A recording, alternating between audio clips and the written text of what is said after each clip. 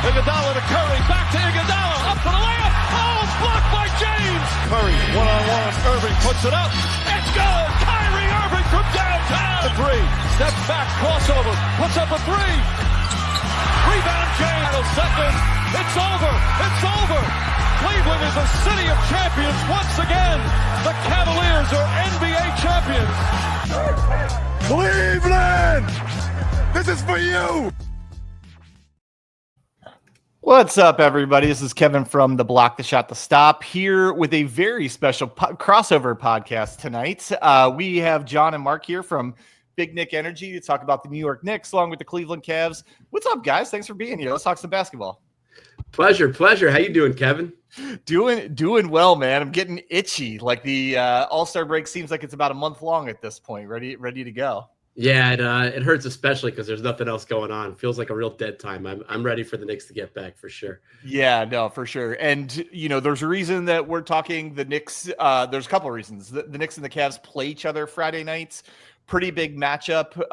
Top 30 teams in the East, and kind of fighting the fight for playoff seeding is about to start here over the next few weeks, as well as there's a decent probability that these two teams could run into each other in the playoffs. So I thought it'd be a good time to talk about the two teams and how they might match up with each other.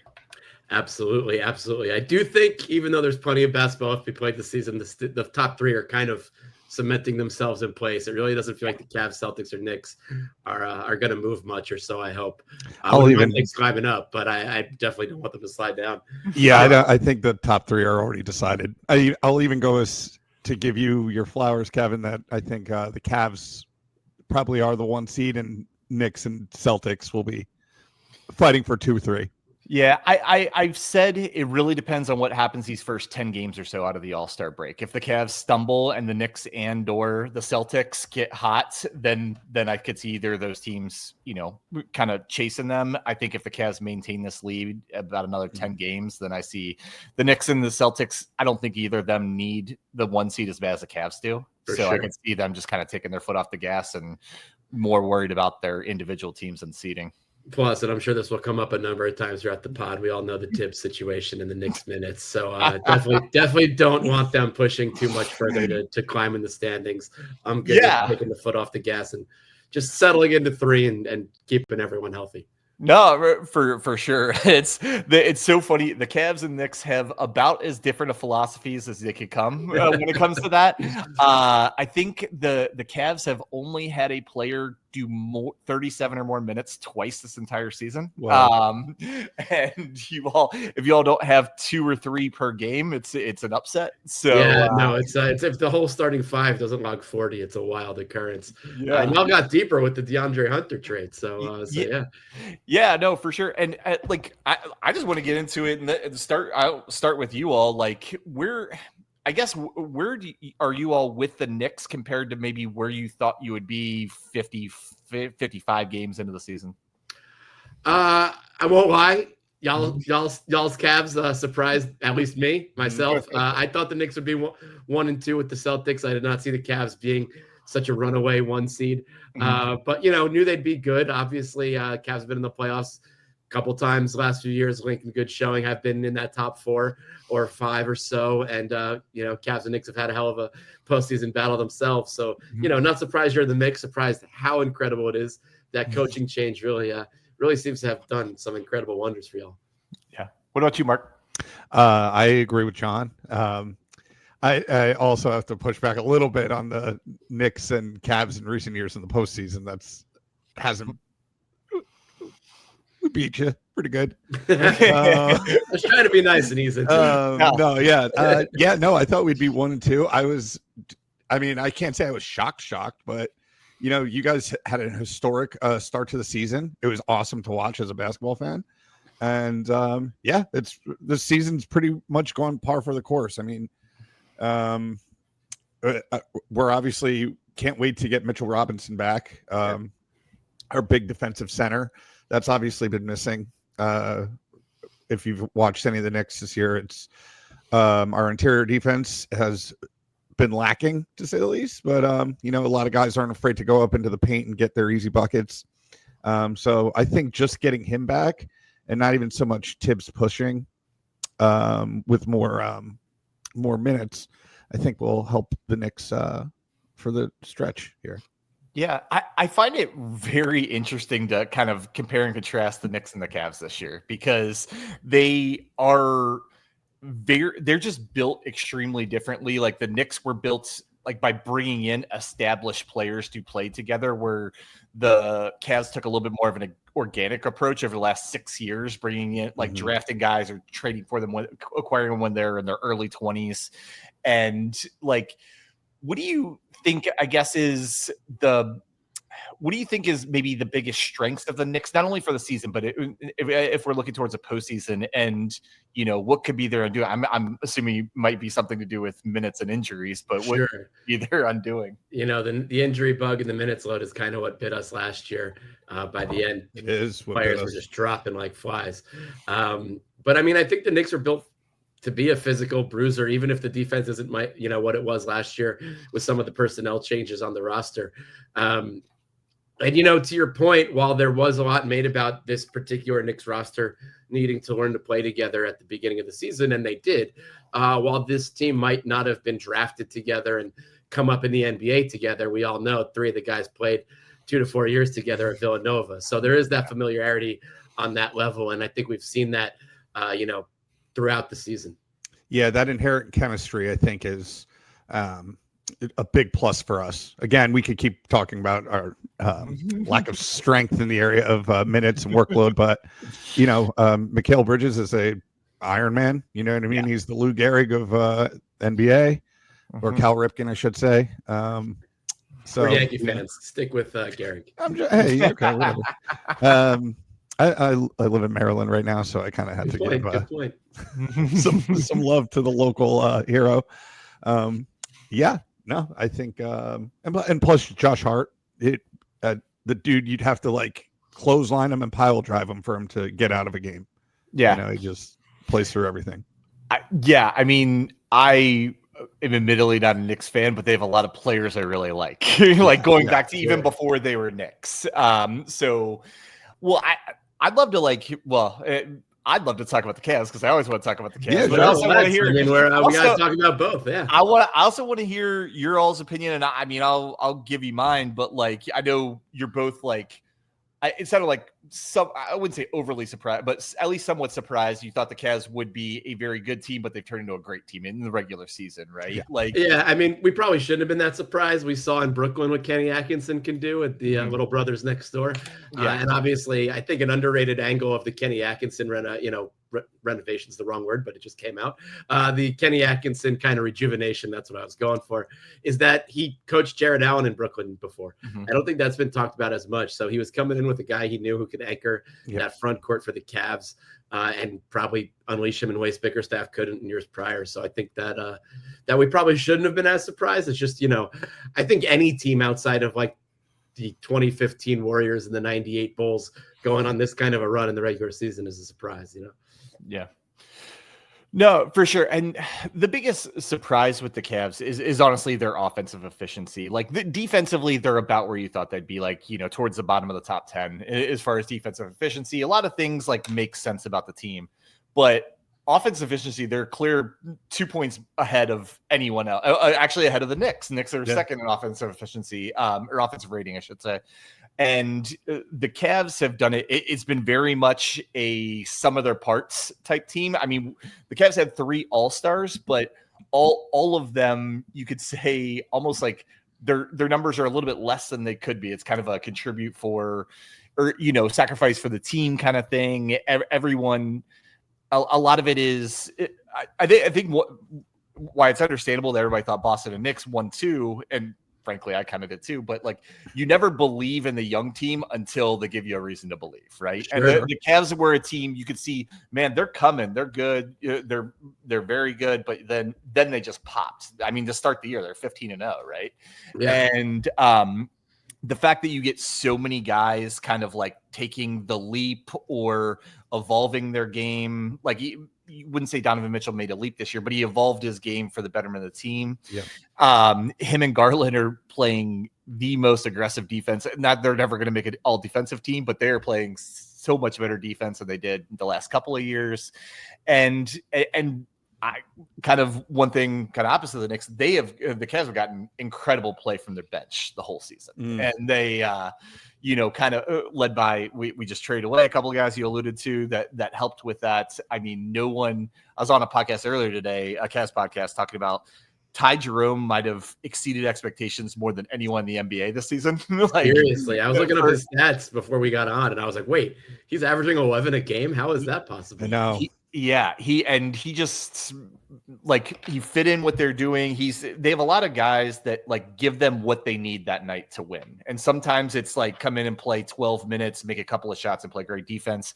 There's been other nights where they've had guys out and Ty Jerome had to play 30 minutes and he scored 20 plus points that night. And so they really have gotten a lot of contributions, but all that's to say, and we'll come back and we'll preview the game Friday, but looking forward to the playoffs, I think it's understandable if people were I want to see it in the playoffs before I totally believe in this Cavs team.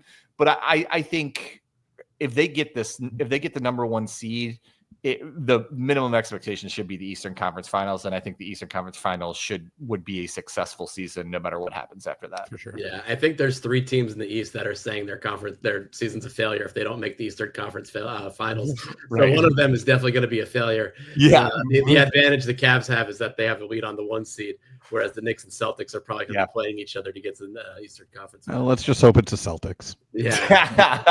There's only 2 teams that can play the Eastern Conference Finals. We definitely all want the Celtics to be home early. I think that goes unsaid. I'm down. I'm down with that. And it's funny, even though the Cavs have a pretty good lead for the number 1 seed at the trade deadline, they were the ones who kind of made a move to match up with Boston and New York. Sure. Right. And I'm curious, you guys have seen DeAndre Hunter play against the Knicks a lot. Have you have any thoughts of him, if he is a tough matchup they got him to guard guys like Mikal Bridges and OG. I'll do you one better. As you know, through our mutual friend who connected us for this podcast, I went to Wake Forest, so I'm a big ACC basketball fan, and I've been watching DeAndre Hunter since his UVA days. I've always been surprised he didn't develop faster and better in Atlanta. There can be a lot said about Atlanta, especially with the Knicks rivalry there, but what's going on, behind closed doors and in team development. So I think it's really great for DeAndre Hunter that he got out and got to Cleveland on a team that is such a contender. I'm nervous about him. I think he's a massive piece for the Cavs bench. I wouldn't be surprised if eventually he replaces Strus in the starting lineup, if that's not something that's already happened. I think that's a big addition for that Cavs team. Yeah, they needed to get bigger and more athletic on the wing. That was the biggest thing. Was the only player they had who I think is underrated, but that fits that mold, is Dean Wade. Dean Wade's very injury prone, though, which can be tough. Which unfortunately DeAndre Hunter can too, but they kind of act as insurance for one another. Sure.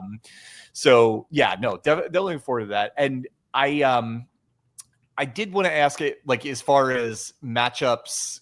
The one matchup I'm really interested in when it comes to the Knicks and the Cavs, because it's such a contrast in styles, is the interior, particularly with Cat coming at Jared Allen and Evan Mobley. These guys all kind of have very different strengths and everything. I agree. And, we talked earlier about how that Knicks Cavs playoff matchup went a few years ago and how the Cavs were kind of bullied by the Knicks, I believe in 5, right? Yeah, Mitch was a big part of that. Yeah. And that's what I was going to say. Something we've been saying on our podcast almost every episode at length is that whatever happens with Mitchell Robinson is a massive X factor in this Knicks season, especially since the Knicks couldn't really go out and make any kind of deadline moves. They didn't really have the assets to anymore between what they gave up for Bridges and what they've done with free agency and contracts. The Knicks are in a pretty inflexible place now with that second apron after such a massive roster overall the last 2 years. The Knicks defense has evolved over the season. Cat's never going to be an A+ defender.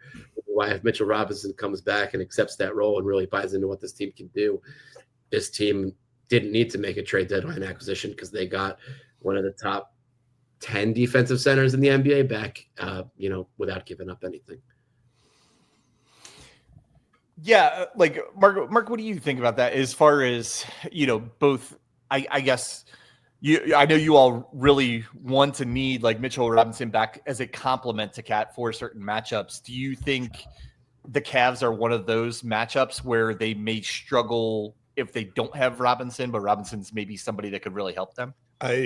Yes, I do think that Robinson would be an X factor, especially against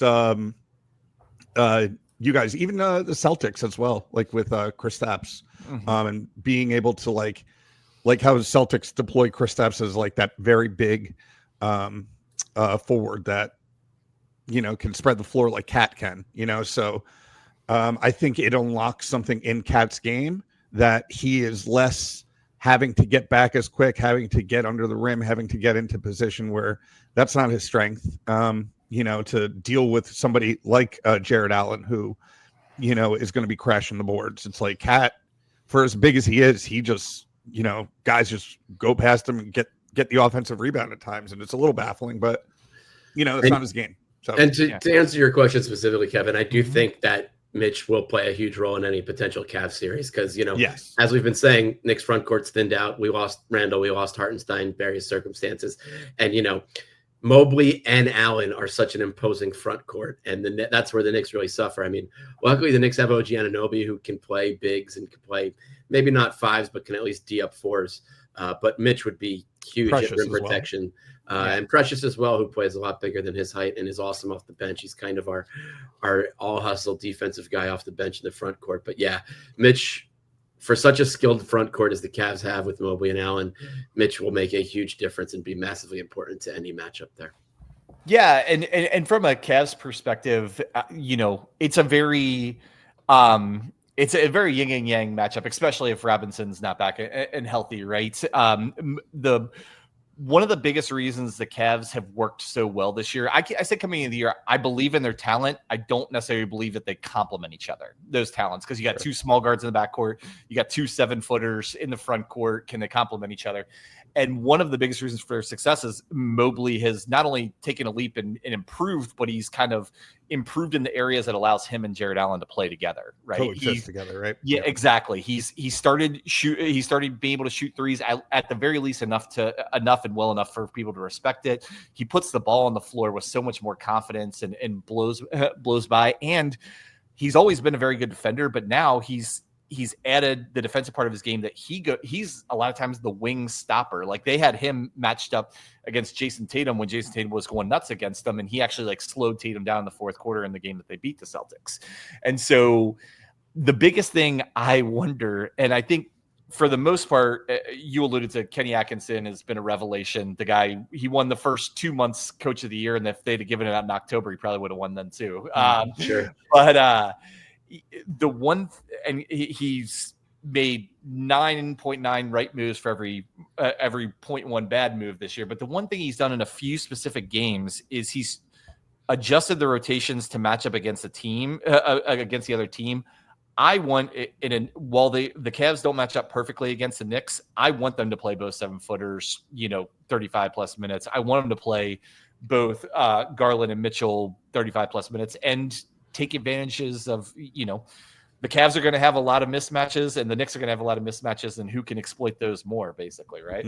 For sure. No, that was actually something I wanted to ask you. I've tried to watch the Cavs here and there where I can on League Pass, but my schedule's been a bit hectic, so I haven't been able to watch as much as I'd like. You mentioned earlier that Mitchell's made some sacrifices for the team. Yep. We've seen Brunson do the same. His scoring's a bit down. His assists are a bit up. But, so much of I feel like the last 2 years Cavs team was kind of almost hockey line changes where it seemed like it was, I guess, Mitchell and Allen and then Garland and Mobley, and they would switch up the two teams with supporting casts around.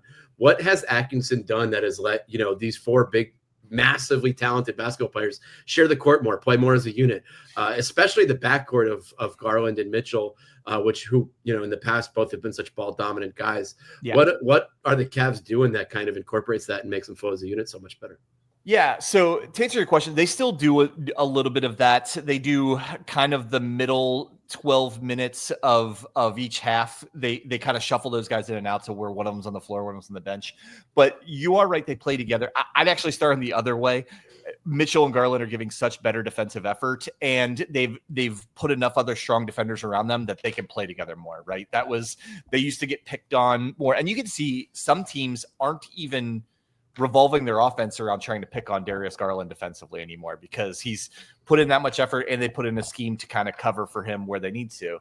The other thing they've done it like they've just dropped the egos. Like we said, like I was talking on a show earlier today, like what's your favorite thing of the Cavs season? And I said the vibes. Like, yeah. I mean, they act on the, if you watch them on the bench, like on the bench and in the locker room and in interviews after the game, you would think it's like a high school team, the way they're joking around with each other, the way they're up and cheering for each other.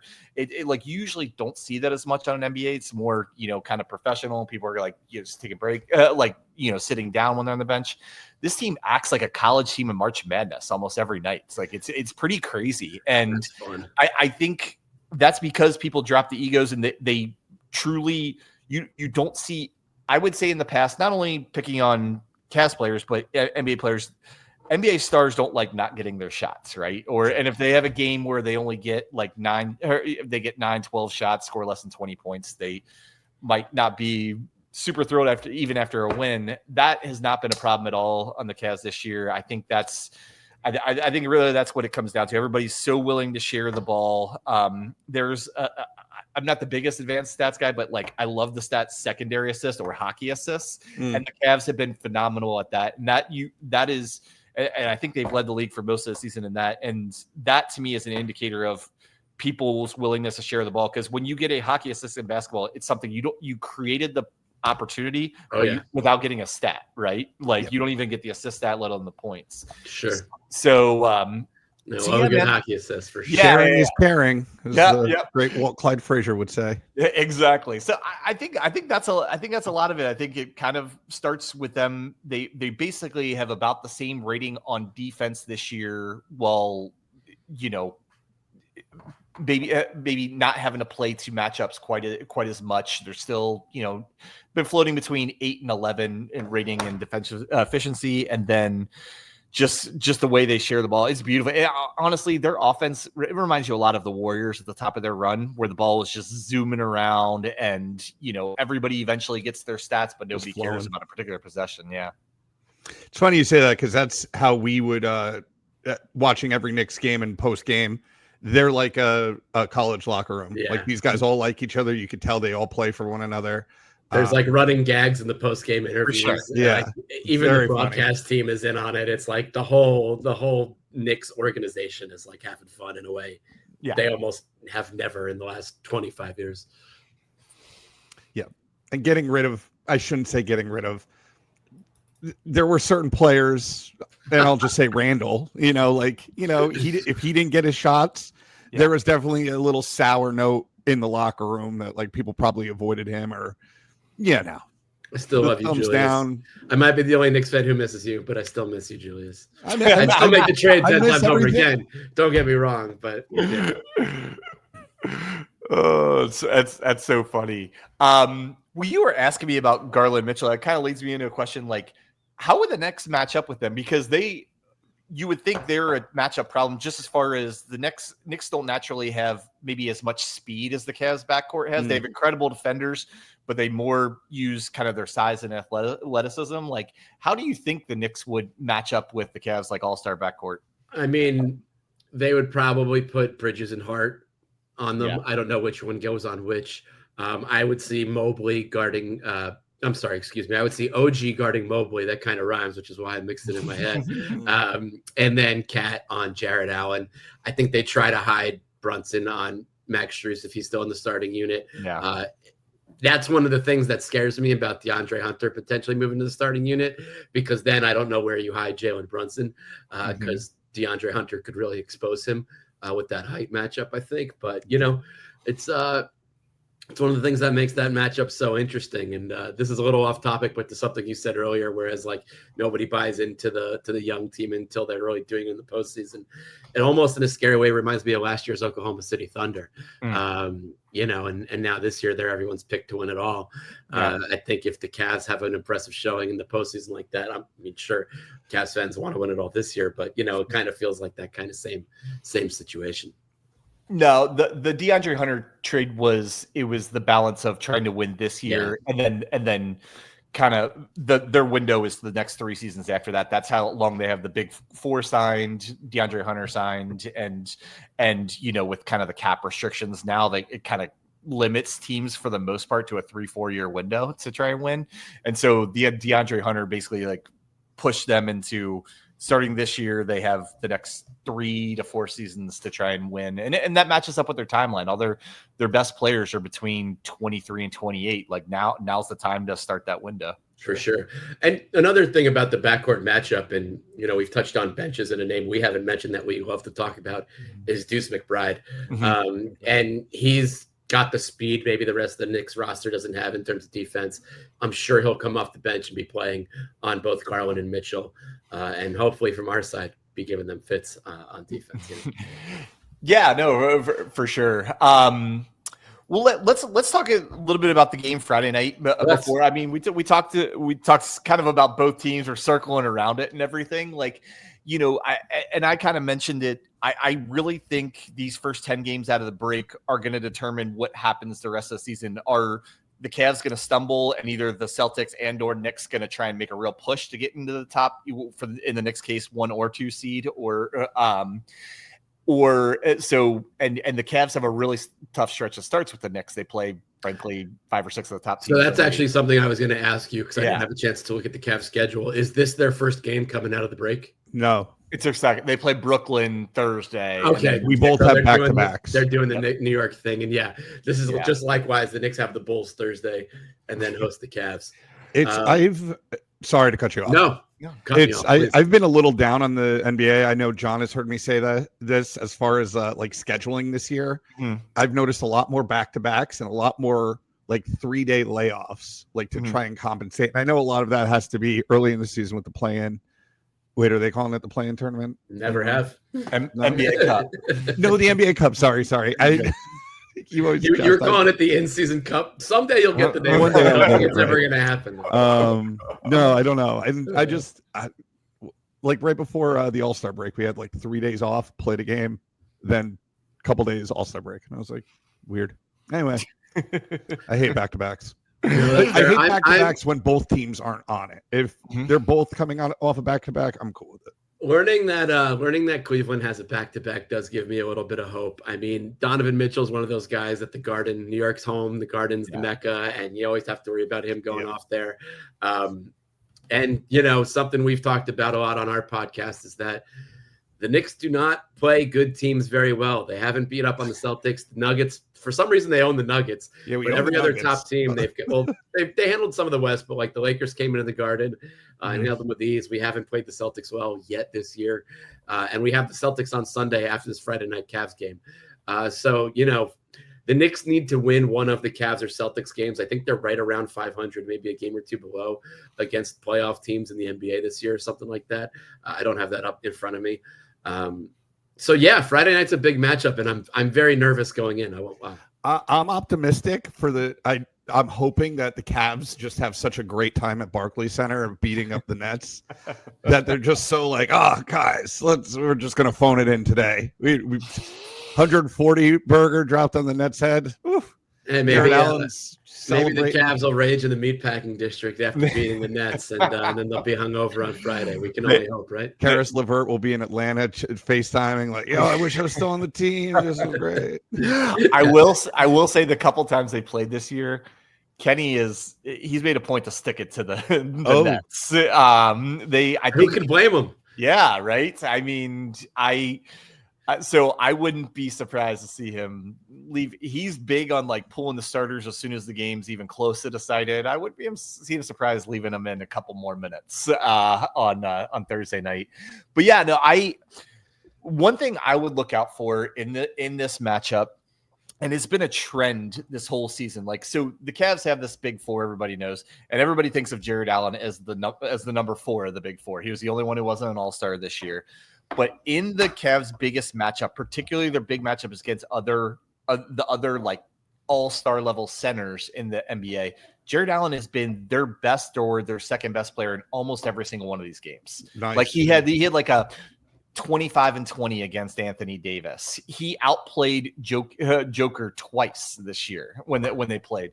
Something like this. So for whatever reason, he gets up when he plays these centers at the level of Cat. Cat has been one of the probably 3 best centers in the NBA this year. I wouldn't be surprised, especially as you guys even alluded to, you put your strongest defenders, focus on the backcourt, on Mobley.